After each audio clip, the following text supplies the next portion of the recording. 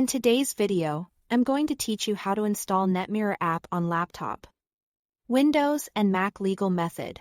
We will keep this simple, safe, and fully compliant by using trusted sources and an Android app player so you can run the app on either Windows or macOS without any workarounds. First, head to the official BlueStacks website and download the installer that matches your computer. Here is a version for Windows and another for Mac.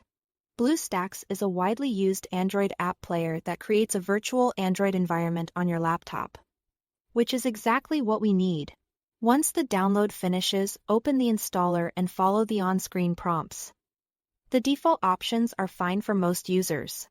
If your system asks for permission to proceed, allow it so the installation can complete smoothly. After installation, launch BlueStacks. The first time you open it, you will be guided through a brief setup. When prompted, sign into your Google Play Store account. This is required so that Android services function properly inside BlueStacks and to ensure apps install and update as expected. You don't need to adjust any special settings, just sign in as you normally would, and let BlueStacks sync for a moment.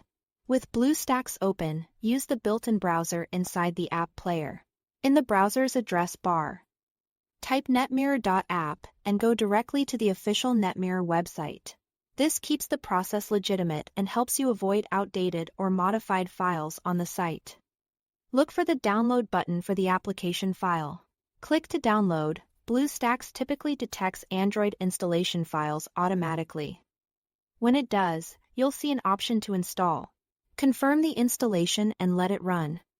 If you are asked to allow the browser to download and install apps, approve the prompt so the process can complete.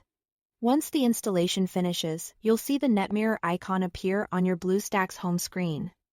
That's your shortcut to open the app anytime. Simply click the icon to launch. On first open, follow any on-screen guidance from the app. If you see requests for basic permissions, review them and allow what's necessary for the app to function. From here, you are set to explore the app's features within BlueStacks on your laptop. That's all to it. Thanks for watching.